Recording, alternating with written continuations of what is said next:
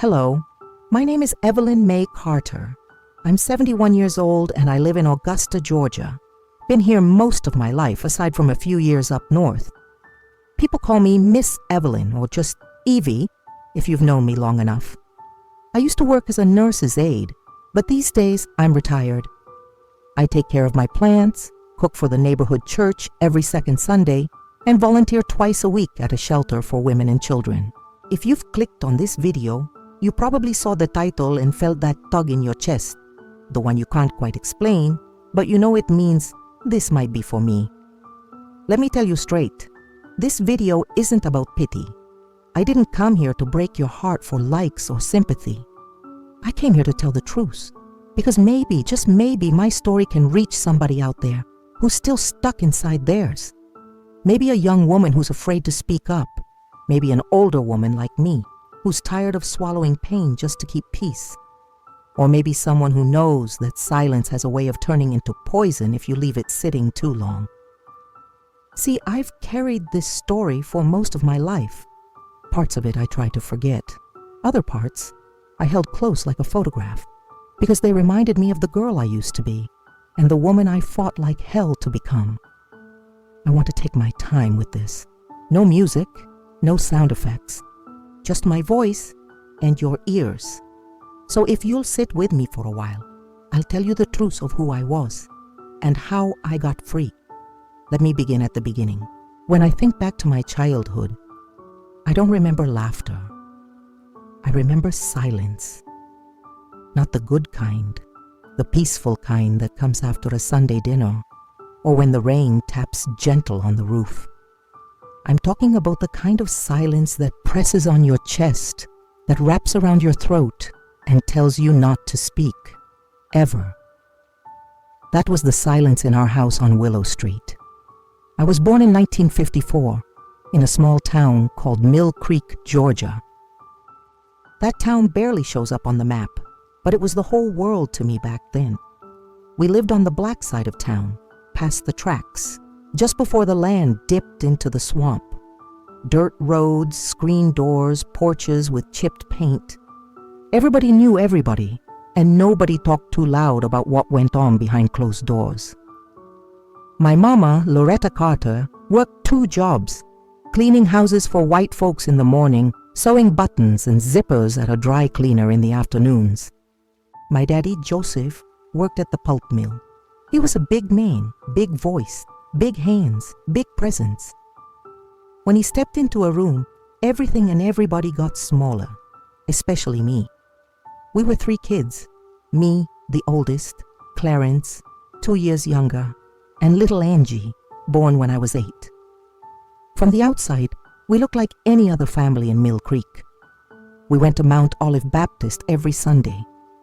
My mama dressed us neat, even if the clothes came from donation boxes. We said yes, ma'am, and no, sir, and kept our eyes down around white folks and grown folks alike. But behind that thin, creaky door on Willow Street, we lived in fear. Every day after school, I walked home with a knot in my stomach. I never knew what version of Daddy I was walking into. If the wind was wrong, if the money was short, if the beer was warm or the house too loud, anything could set him off. Sometimes it was just my voice. Just the sound of me humming or reading out loud or breathing too hard. That would be enough for his belt to come flying off or the back of his hand to connect with the side of my head. Mama never said much. She'd flinch. Her eyes would close when she saw it coming, but her mouth would stay shut. I think now she was just trying to survive in her own way. She couldn't protect us. Maybe she thought if she kept quiet, he'd go easier on her. But he never did. None of us were spared. I remember one night when I was 9. I had stayed late after school, helping my teacher clean up the classroom. I loved being there. The books, the quiet, the kindness. Miss Templeton was the only adult who ever said my name like it was something soft. "Evelyn, darling, you have a gentle spirit," she used to say. I didn't know what that meant at the time. I just knew it felt good. But that night, I walked home too slow. The sun had started to dip. and the sky was that peachy orange that meant trouble if you weren't home yet. I came through the door with my head already bowed. He was sitting in the kitchen, a half-empty bottle of Old Crow on the table, radio playing low. Sam Cooke's "A Change Is Gonna Come." That song still makes my skin crawl. "You think you've grown now, Evelyn?" he asked. His voice was too calm. That was always worse than when he was yelling. The calm voice meant he was building something inside, waiting to let it out. I shook my head no. "Then why you walk through my door after dark like you pay bills here?" I stayed to help my teacher," I whispered. He stood up slowly, big shadow rising over the Formica table. I could feel Mama holding her breath in the living room. I won't go into what happened next. You don't need every detail. You just need to know it wasn't the first time, and it wouldn't be the last. That was the rhythm of our house: fear, silence, pain, and then pretending it never happened. The worst part wasn't the bruises. It wasn't the hairline crack above my eyebrow that never healed right. It was what it did to my voice. It made me quiet, not just my mouth, but my soul. I stopped singing. I stopped asking questions. I stopped laughing too loud in class. I didn't want to be seen, didn't want to be noticed, because attention was dangerous. Attention brought pain. And yet, I still remember one day, maybe I was 11, I was sitting on the porch reading a book someone had thrown out, and I remember thinking, one day I'm going to get out of this house. I don't know how or when, but I ain't staying here till I die. I didn't know it then, but that single thought, that stubborn, tiny flame of defiance, would be the thing that saved my life. I don't remember the first day I met Miss Lucille Montgomery, not the exact date, anyway. But I remember the first time I realized she wasn't like the others. It was 6th grade. I had just turned 12, and we had moved into the big school building near downtown Mill Creek. Everything about it felt different. Cold tile floors, echoing hallways, that smell of floor wax and chalk dust. But Miss Montgomery's classroom was warm, not from the radiator, but from her presence. She wore wide-brimmed hats on Fridays and thick wooden bangles on her wrists that clinked softly when she wrote on the board. Her voice was low and smooth, like molasses poured over warm biscuits, and she looked you in the eyes when she spoke to you. Most teachers didn't bother with me. I was too quiet. I did my work, didn't cause trouble, and melted into the back of the room like wallpaper. I wasn't the smart one, or the funny one, or the loud one. I was just Evelyn. But Miss Montgomery noticed things. She noticed me. One afternoon, after most of the class had left for lunch, she stopped me at the door. Her eyes met mine in that way that made me uncomfortable. Not because she scared me, but because it felt like she could see inside me, like she knew things I hadn't told anyone. "Evelyn," she said gently, "may I ask you something?" I nodded. "Do you enjoy reading, baby?" I looked down at my shoes. "Yes, ma'am." "I thought so. I've seen the way you hold your books, like there's something special." She paused. "They are something special, just like you." That was the first time in my entire life someone told me I was special, and meant it.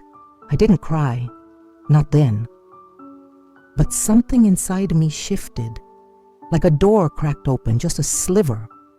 From then on, she made a point to check in with me, not in a loud, showy way. Just a quiet hand on my shoulder, a little extra time after class, questions that weren't about the lesson plan. "Are you getting enough rest, Evelyn? Is everything all right at home? Would you like to help me clean up the classroom after school?" I always said yes. Not because I liked dusting blackboards or stacking chairs, but because it was peaceful, and because being near her made me feel safe, even if I didn't understand why. One afternoon, I stayed late, helping her rearrange the supply closet. She was up on a stepladder, pulling down a box of old paperback novels. and she turned and said casually, like it wasn't the most dangerous question in the world, "Does someone hurt you at home, Evelyn?" I froze. Didn't speak. Didn't move. Just stared at the eraser dust on my fingers, like if I looked hard enough it might turn into something else. Miss Montgomery didn't press me. She just nodded slowly, like she already knew. "I want you to know something, baby," she said, her voice soft as fabric. "Whatever you're carrying, it's not your fault. It never was. And no matter what folks have told you, you deserve to be safe. You hear me?" I nodded again, this time with tears building behind my eyes, though I didn't let them fall. Not then. Before I left that day, she handed me a book, a slim little paperback with a girl on the cover, black girl like me, staring out a window. "I think you'll like this one," she said. "She reminds me of you, quiet on the outside, strong on the inside." I still have that book. It sits on my shelf to this day. The pages yellowed, the corners bent, but the spine still solid, just like I became. That year, I started spending more and more time in her classroom. Some kids teased me for it, called me teacher's pet, or said I was weird. But I didn't care. I'd rather be weird and safe than cool and scared. The more time I spent with her, the more I began to imagine a life outside of Mill Creek, outside of Willow Street, outside of that house. She planted a seed in me, not just to survive, but to leave. One day I told her something I'd never said out loud before. "I want to go to college one day." She smiled, not a surprised smile, but the kind you give when someone finally says something you were hoping they'd say. "I know you do, Evelyn, and you will." She started showing me how. Scholarships, letters, the right words to use on applications. She made me believe it wasn't just a dream, it was a plan. But still, I hadn't told her everything. I hadn't told her about the nights I slept with a chair under my doorknob, or how I flinched when a man raised his voice, even if he wasn't talking to me, or the scar on my hip that wasn't from falling off my bike like I said. I wanted to. I just didn't know how. Or maybe I was scared of what would happen if I did.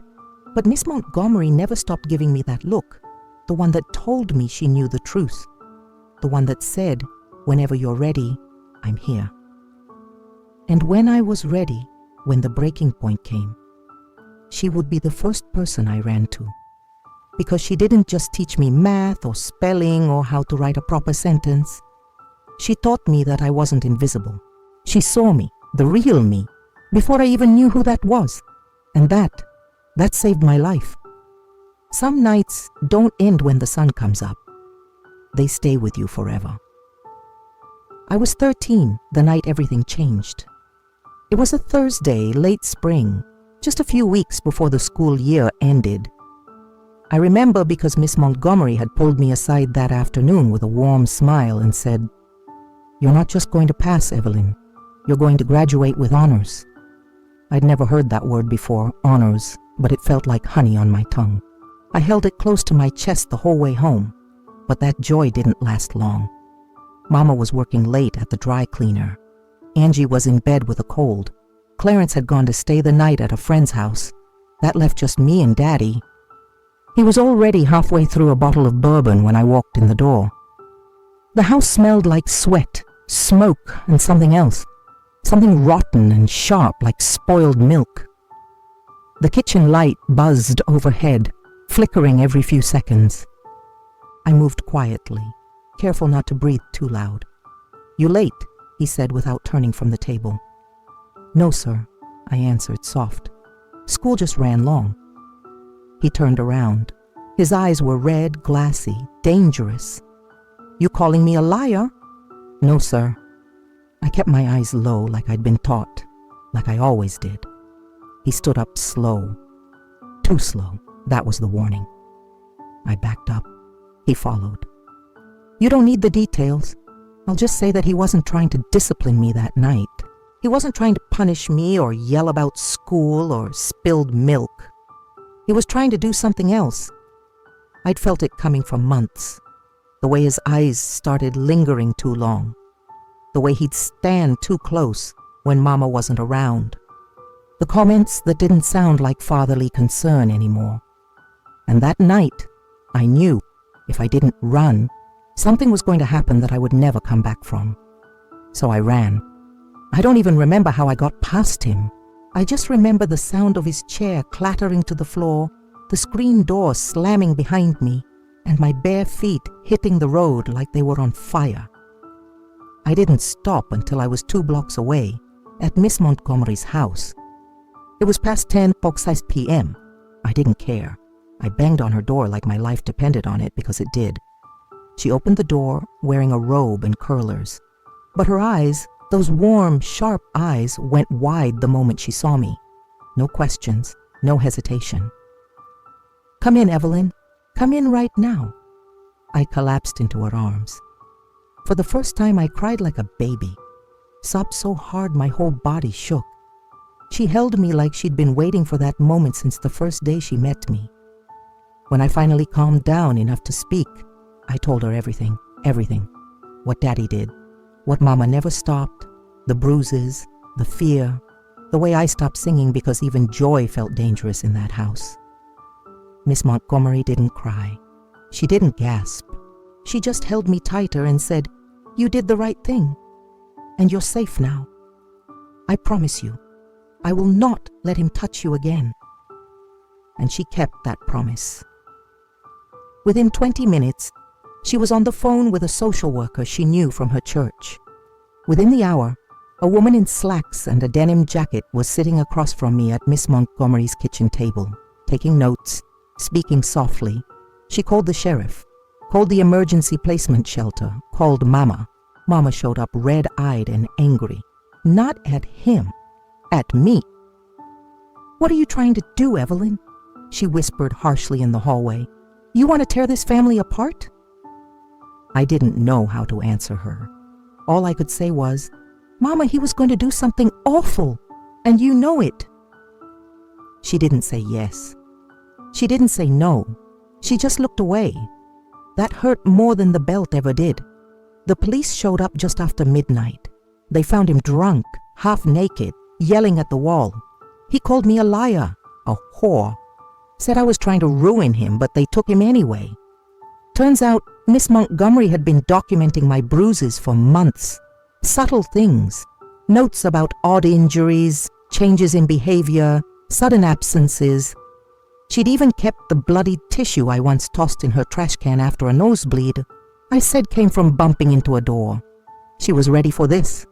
She had built a net under me and I never even knew. They placed me in a group home for a while. St. Rachel's, a home for girls run by a sharp-tongued woman named Sister Eula, who didn't tolerate nonsense, but gave the gentlest hugs I'd ever known. Daddy never came back. He went to jail for a short while, then skipped town. I heard he died years later in Alabama. I didn't go to the funeral. Mama stayed with Angie and Clarence. We spoke a few times, but the bond between us, it broke that night. Some things you can't tape back together. Miss Montgomery kept in touch.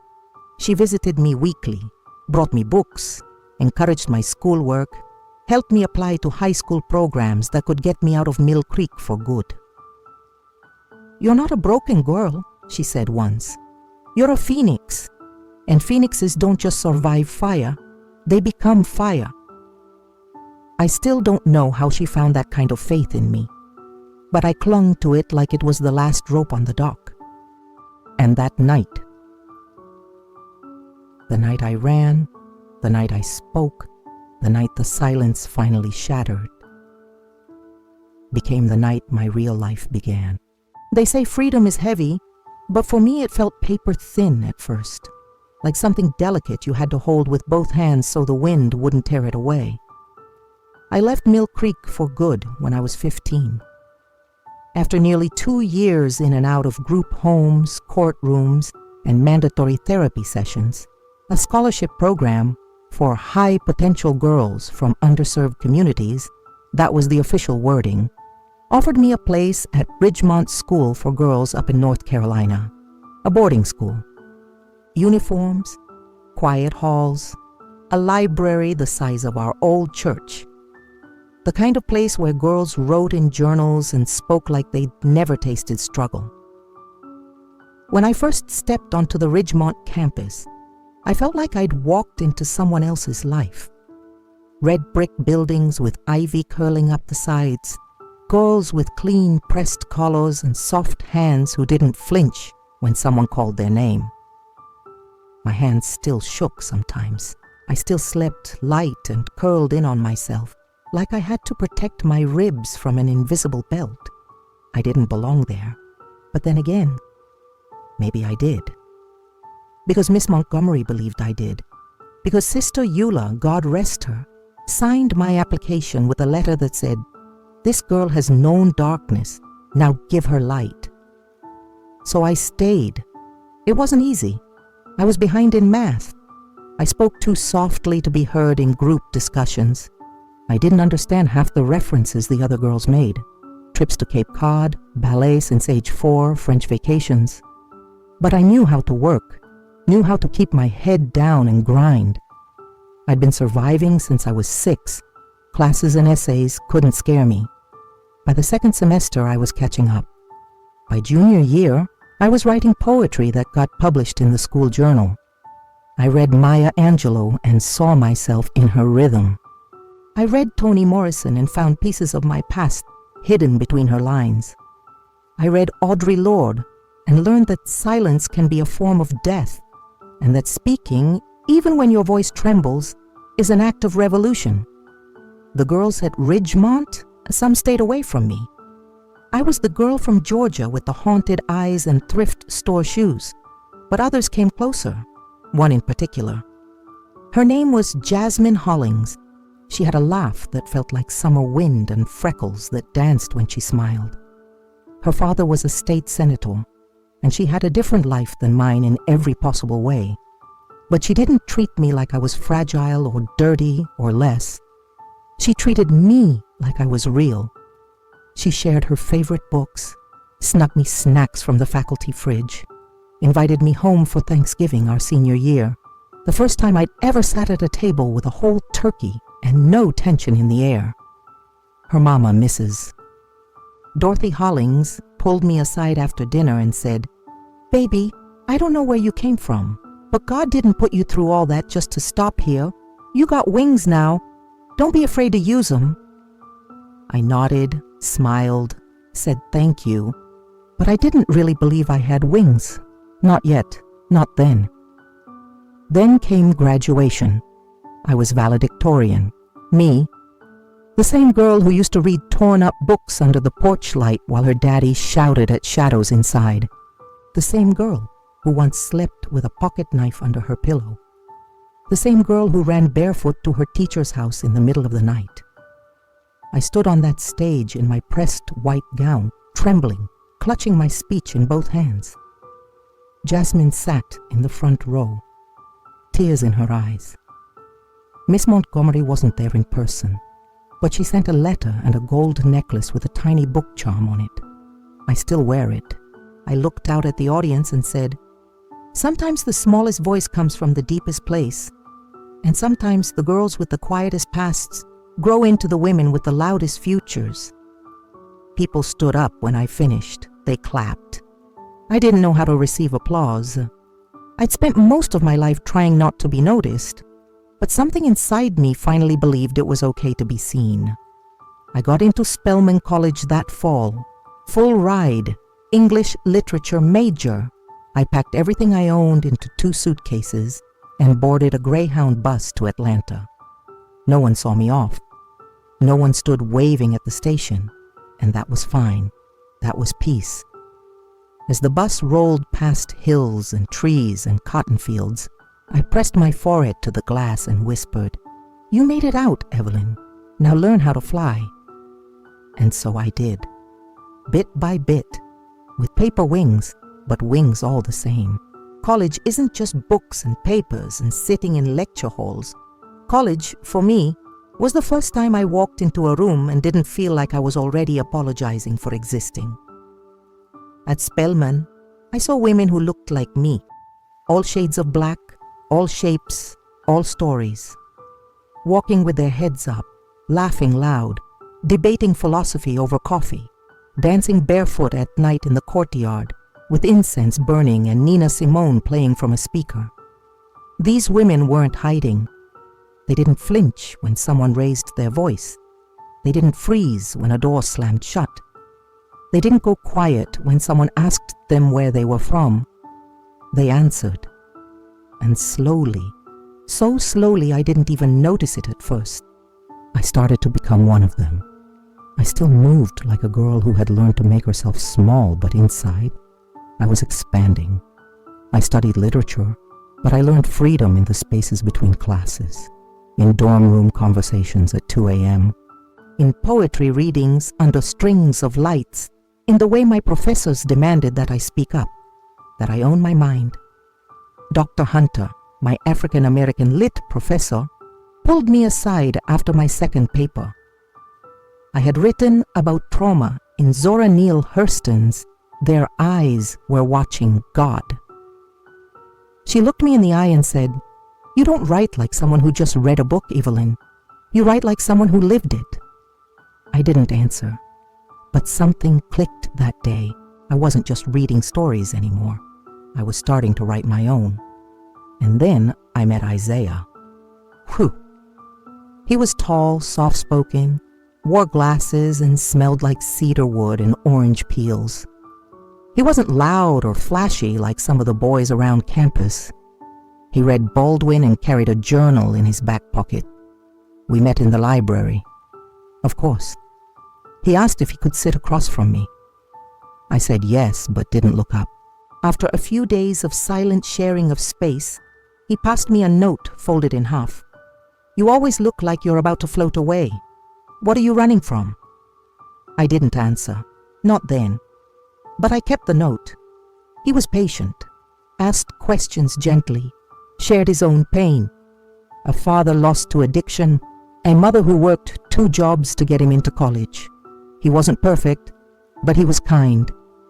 And Lord, I didn't know what to do with kindness. When someone puts a hand on your cheek and all you've known are fists and silence, it feels like a trick, like something borrowed that'll be snatched back. But Isaiah didn't snatch. He waited.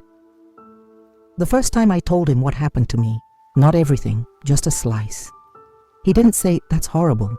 He didn't say, "Why didn't your mother stop it?" He didn't say, "But you seem so normal." He just took my hand, looked at me and said, "You're still here. That means something." That night, I let myself fall asleep beside someone without fear. Not sex, just sleep, just peace. I'd never known that kind of softness. It felt like luxury, like survival could be more than just breathing. We were together for 3 years. He taught me how to make scrambled eggs without burning them. I taught him how to braid cornrows. We shared books, dreams, fears. But trauma's tricky. It sneaks in even when you think you've healed. You're laughing one moment and the next, your body remembers something your mind tried to forget. I still flinched when he walked too fast behind me. Still shut down during arguments. Still needed all the lights on sometimes, just to feel safe. Isaiah never judged me, but I could see the weight of it wearing on him. He wanted to fix what I'd already learned to live with, and I couldn't be anyone else just to make him feel less helpless.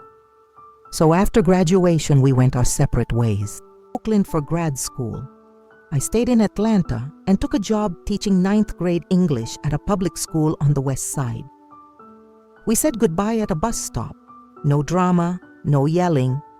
Just 2 people who loved each other deeply, but knew that healing isn't always a shared road. Sometimes you have to walk your own. And I did. I rented a small apartment with a leaky sink and a balcony full of plants. I filled my bookshelves with stories I wasn't afraid to read anymore. I kept a journal. I taught my students about voice and metaphor, and why black girls don't always need to be strong to be worthy of love. I saw myself in those girls. The ones who never raised their hands but always handed in perfect essays. The ones who laughed too loud to cover the sadness in their eyes. The ones who sat at the back and watched everything like I used to. I taught them more than literature. I taught them that being quiet doesn't mean being invisible, that trauma isn't a character flaw, that survival is strength, but healing is power. I didn't have everything figured out. I still carried ghosts. But for the first time in my life, I wasn't running from them. I was walking forward, becoming. Not someone new, not someone perfect, just Evelyn. I wrote the letter 5 years after I left Mill Creek. I was 20, sitting on the windowsill of my apartment in Atlanta, the summer heat so thick it felt like I was breathing syrup. I had just finished reading a book by Bell Hooks, all about love. I remember putting it down, staring at the last sentence for a long time, and then opening a notebook to write to the one person I still dreamed about, still argued with in my mind, still hadn't let go of, even though I wanted to. My mother, Loretta Jean Carter, the woman who taught me how to press my clothes and fold corners on a fitted sheet, the woman who hummed gospel songs while stirring pots of beans on the stove, the woman who didn't stop him, who didn't save me. The letter started like this. Dear Mama, I don't even know if I should be writing this. I don't know if I'm doing it to help you understand or to help myself let go. Maybe both. You hurt me, and not just once. You hurt me every time you turned your head. Every time you looked at my bruises and pretended they were shadows. Every time you said nothing while he tore through us like a storm with no end. I remember my hand shaking as I wrote, not from rage, from grief. You always told me silence was survival. Don't bring trouble into the house, you said. Don't make things worse. But Mama, silence was the trouble. It was the knife I slept next to. It was the echo that followed me into every room. You loved me in the only way you knew how, with folded laundry and biscuits, with hair ribbons and church dresses. But you didn't love me loud enough. You didn't love me brave enough. That line broke me, because part of me knew she was afraid too. I could still see her sitting at the edge of the bed, hands on her lap, face turned to the wall while Daddy shouted in the next room. Her body locked like a statue made of worry. She had been raised in fear, same as me. She just never found her exit. But knowing that didn't make it okay. I used to think if I got far enough away, I wouldn't need your apology. But distance doesn't fix a wound. It just gives it room to bleed quieter. I'm not writing for your guilt. I don't want your tears. I want truth. Just once, I wanted you to say it. He hurt you, and I didn't stop it. I should have. I paused there, let the pen hover. Then I wrote the line that scared me most. Despite all of it, I still miss you sometimes. I miss your voice in the morning. I miss the way your hands rubbed my back when I was sick. I miss wondering if you'd ever really see me. Not just as your daughter, but as someone who needed you and didn't get you. I don't hate you, but I had to leave you behind to become myself. I folded the letter, put it in an envelope, wrote her name on the front in clean, neat cursive, the same way she taught me. And then I never mailed it, because I knew what would happen. She'd write back with excuses, or denial, or maybe nothing at all. She'd protect her silence like she always had, like it was armor, not a prison. I carried that letter with me for years, moved it from drawer to drawer, lost it once, found it again. It never stopped being true. The last time I saw her, I was 28. She was sick, cancer in the bones. Angie called me, said, "Mama wants to see you." I wasn't sure I wanted to see her, but I went. She was small in the hospital bed, smaller than I remembered, her eyes still sharp, even under the weight of morphine and months of pain. I sat beside her, said nothing for a while. She reached out for my hand. I let her hold it. That's all I had in me. She didn't apologize. She didn't explain. She just said, barely above a whisper, "You turned out so strong, baby. I always knew you would." That sentence landed like a stone in a still pond. Because no, Mama, I didn't become strong because of you. I became strong in spite of you. But I nodded, not for her, for me. When she died 3 weeks later, I didn't cry at the funeral. I stood at the back of the church, listened to the choir, watched Angie clutch her kids like a shield. Afterward, I walked home barefoot, shoes in hand, felt the dirt and heat on my soles. And that night, I burned the letter. Not out of anger, out of release. Some conversations never happen the way you need them to. Some truths never get spoken by the people who owe them. And sometimes, forgiveness isn't something you give to them. It's something you give to yourself, so you can stop waiting for someone else to set you free.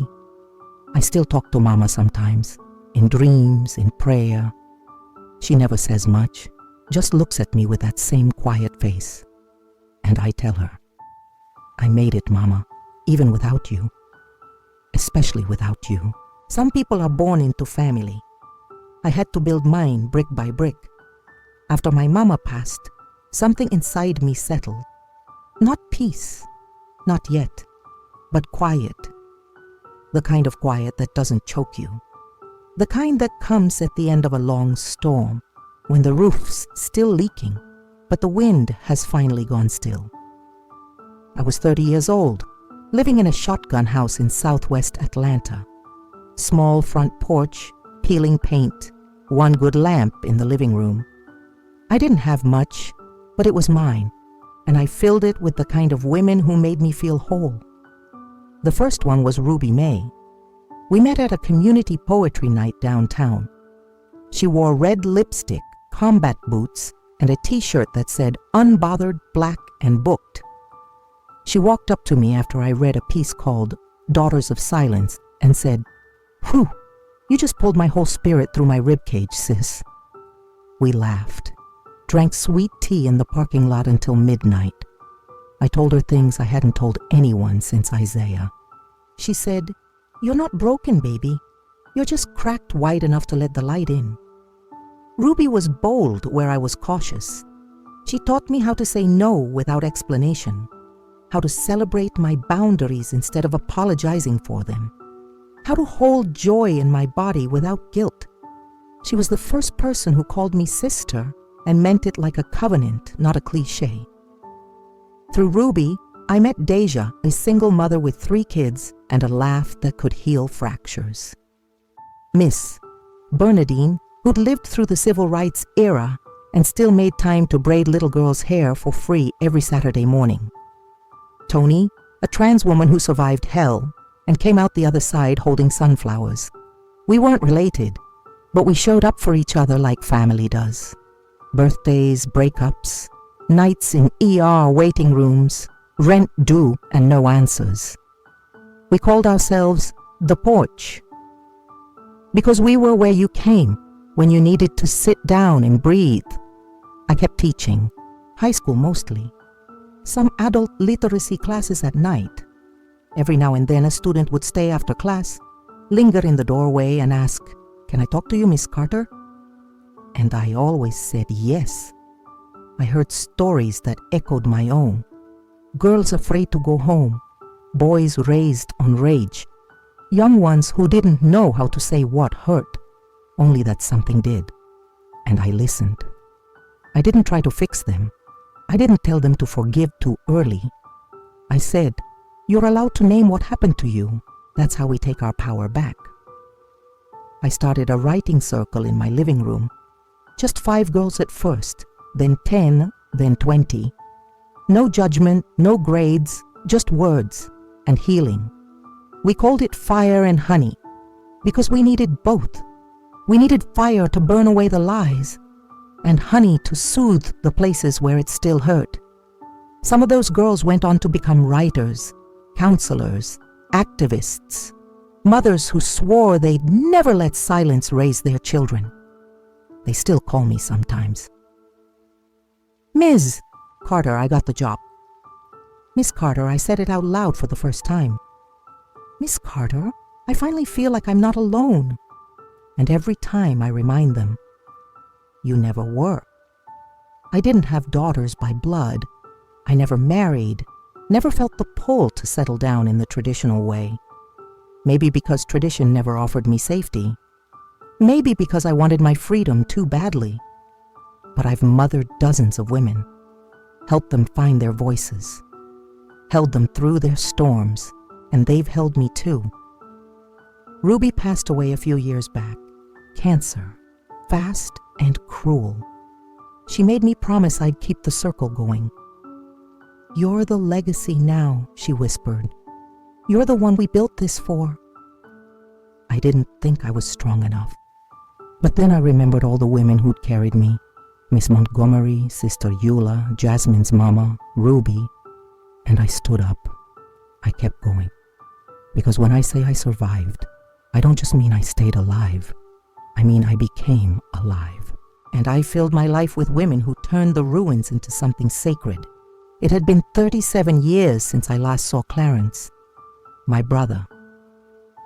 When I ran from that house at 13, he was 11, still a boy, still under Daddy's roof, still clinging to the belief that if you stayed quiet long enough, things would settle themselves. I used to wonder about him, wonder what kind of man he became, wonder if he still blamed me for telling the truth, for tearing the family wide open when I ran, when I spoke, when I chose survival over silence. Sometimes I'd write his name on the back of receipts just to see it in my own handwriting, just to remember that once we were kids who shared the same pillow and counted stars from our bedroom window and made up songs to drown out the shouting downstairs. But then I'd remember the last time I saw his face, in the hallway of the courthouse, Mama pulling him by the arm, eyes hard as stone. He didn't speak. He didn't wave. He just looked at me like I was something dangerous. And then he was gone. Years passed. Decades. Life kept moving forward, and I let that chapter stay closed until the spring I turned 68. It was a Tuesday afternoon. I'd just come home from the school where I still volunteered twice a week. The mail was sitting on my porch, the usual junk and bills, and one thin envelope with handwriting I didn't recognize. The return address said, Clarence J. Carter, Durham, North Carolina. My hands went cold. I didn't open it right away. Just sat on the porch, the sun slipping behind the neighbor's roof, that envelope burning a hole in my lap. When I finally opened it, the letter inside was short. Careful. Evelyn, I know this may not be welcome. I wouldn't blame you if you tore this up before you finished reading it. But I had to try. I don't remember much about what happened back then. I think I chose to forget. But I remember you running, and I remember Mama crying for days. I didn't understand what was really happening. I only knew you were gone. Now, after all these years, I do understand, and I'm sorry. If you'll let me, I'd like to see you. Just once. No expectations, just truth.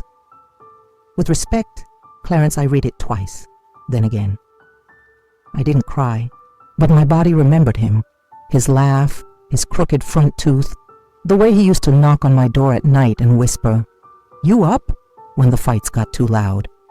I waited 3 weeks before I wrote back, told him he could come, one time, for coffee, at my house, nothing more.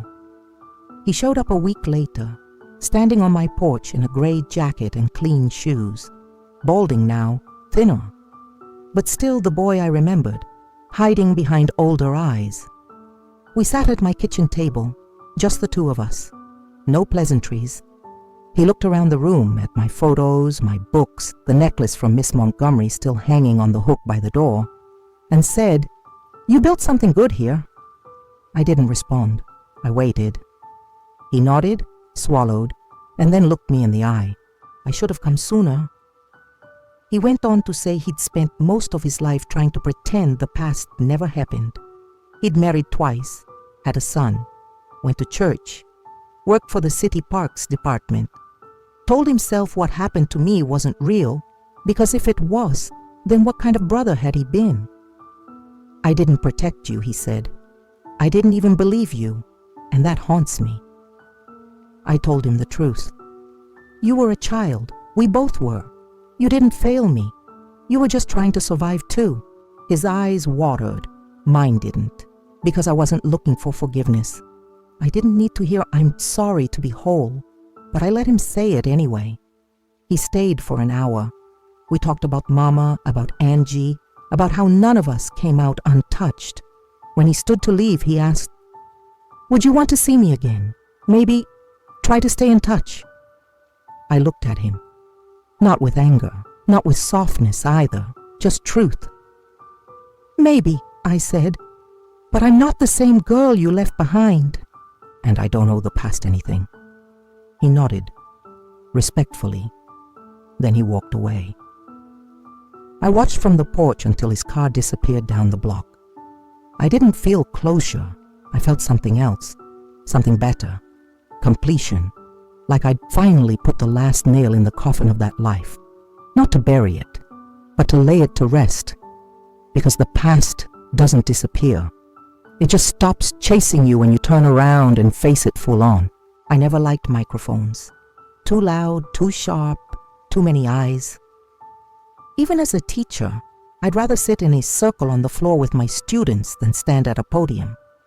But when Deja called and asked if I'd speak at the city's annual Women's Healing Summit, something inside me didn't say no. It didn't say yes either, not right away. It just whispered, it's time. Deja was on the planning committee, along with a few of the women from our writing circle. The summit had grown over the years.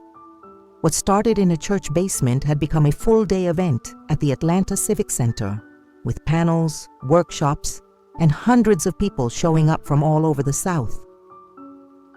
"We need someone who's lived it," Deja said over the phone. "Not a therapist, not a celebrity, a survivor who came through the fire." I knew what she meant. I also knew it would mean standing in front of strangers and saying things I'd only ever written down in journals or whispered in therapy. I said I'd think about it. Then I found myself standing in front of my bathroom mirror, the lights dim, holding a hairbrush like a microphone and asking, what would I say if the whole world finally listened? So I said yes. They put me on the closing panel. Stories we're not supposed to tell. A stage.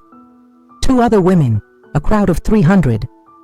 When I stepped behind that podium, I could feel the sweat running down my spine. My throat dried up. I scanned the room, saw familiar faces. Ruby's niece, one of my former students, Miss Montgomery's granddaughter who had introduced herself backstage. The microphone hummed softly, and then I spoke. Not fast, not with performance, but with presence. My name is Evelyn Mae Carter. I'm 71 years old. I'm a black woman from Mill Creek, Georgia. I grew up in a house where silence was the language of survival. I was taught that keeping secrets was a form of love, and that speaking the truth was a betrayal. But I am here today because I chose to speak anyway. There was a stillness in the room, like every breath was being held, so I kept going. When I was 13, I ran away from home to escape abuse. My father hurt me. My mother protected her silence more than she protected me. I was placed in the foster system. I carried shame I didn't earn. I learned early how to disappear inside myself. But one teacher saw me. One woman believed me. And that belief was the first brick in the life I would go on to build. I told them about Miss Montgomery, about the day I ran, about the book she gave me that I still kept on my nightstand. I spoke not just for myself, but for the girls in the crowd who were still living under roofs that smelled like fear, for the grown women sitting beside their daughters, wondering if they'd passed down their own silence like an heirloom, for the elders who never had the chance to tell their stories. You are not your pain, I said. You are not the shame others tried to give you. You are not broken beyond repair. You are a page still turning. When I finished, there was no applause at first, just tears. And then the room stood.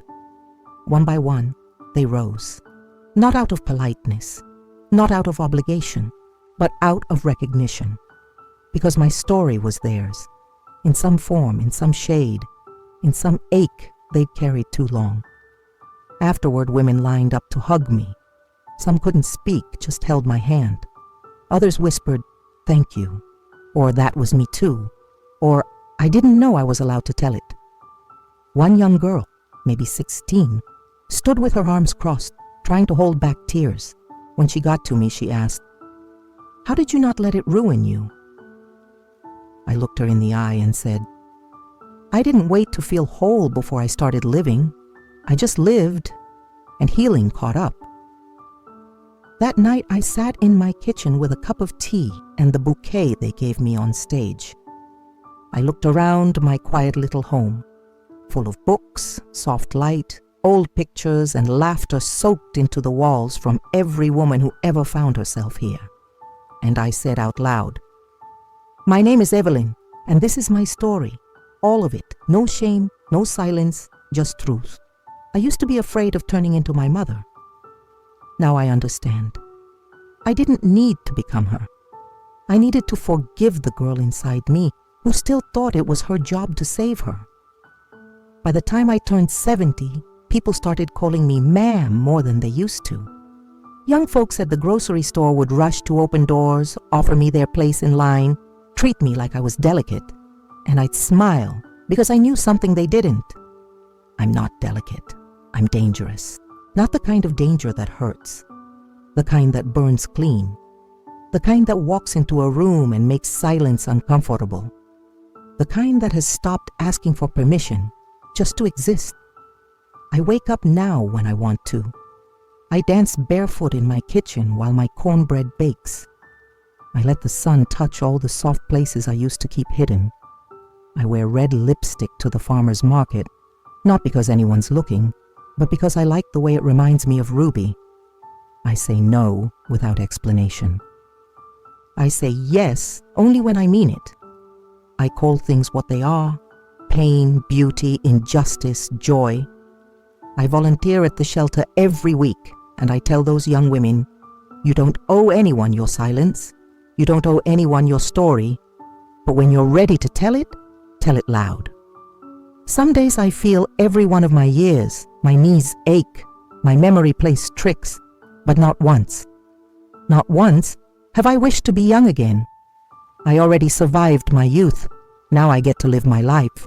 People ask me sometimes if I ever regretted not marrying, not having children of my own. I smile when they ask. Because I've raised women, I've built family, I've midwifed healing. You think I need a wedding ring to feel complete? I am whole. All those girls I mentored, they call me, they visit. One named her baby after me. They come to my house, sit on my porch, and say, "Miss Evelyn, how do you stay so free?" And I tell them, freedom isn't something you wait for. It's something you choose every day, even when it scares you, especially then. When I walk down the street now, head high, silver hair braided with care, I see people looking, not in judgment, in reverence, because they can feel it, that fire, not rage, not destruction, but claiming, that steady, holy flame that says, I'm here, I survived. I built this life with hands that once shook from fear. I laugh with a voice that was once too afraid to speak.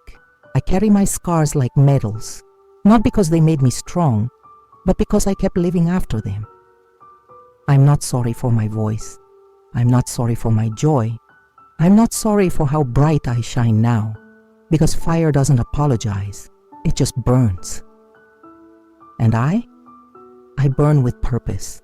If you're still living in silence, I want you to know something right now. You are not alone. I don't care how long it's been. I don't care who didn't believe you. I don't care what they called you or what they told you love was supposed to feel like.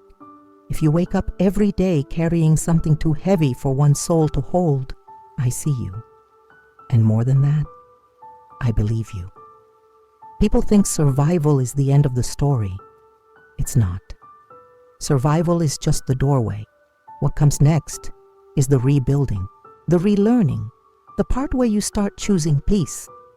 Not because it's given, but because it's yours by right. You don't need to wait until you're not afraid anymore to speak. You don't need to be fully healed to be worthy. You don't need to explain your pain to anyone who hasn't earned the right to hold it with care. And you sure as hell don't need permission to leave a life that's slowly killing you. I don't care if it's your partner, your parent, your pastor, your blood. Abuse is never love. Control is not care. Fear is not family. And if no one else has said it to you before, let me say it now. You deserve a life that doesn't hurt. You deserve mornings that begin with laughter and nights that end in peace. You deserve to hear your own voice, not just in whispers or in writing, but out loud, unshaken, unapologetic. You don't have to be ready all at once. Just take one step. Tell one truth. Open one window and let the air touch the part of you that's been locked away too long. And when you're ready, when it's safe, when it's yours to do, walk out that door. Even if you're barefoot, even if you're scared, even if no one claps for you or helps you pack. Because freedom doesn't always come with celebration. Sometimes it comes in the quiet. But let me tell you this, from someone who made it out. There is life on the other side. There is healing. There is softness. There is laughter that doesn't cost you anything. There is a version of you that is already waiting, standing in the light, arms open, saying, "There you are. I've been waiting for you. I'm not here to save you. I'm just here to tell you that you can save yourself. And if you need someone to walk beside you, find your people, find your porch, find your voice. And when you do, tell your story. Tell it as loud or as quiet as you need to. Tell it broken, messy, unfinished, but tell it. Because there's someone out there who needs to know they're not the only one.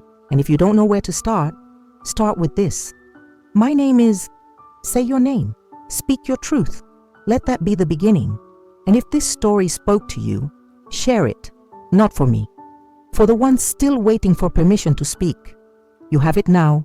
Go live, go speak, go heal. I'm Evelyn Mae Carter, and I am not afraid of the fire anymore.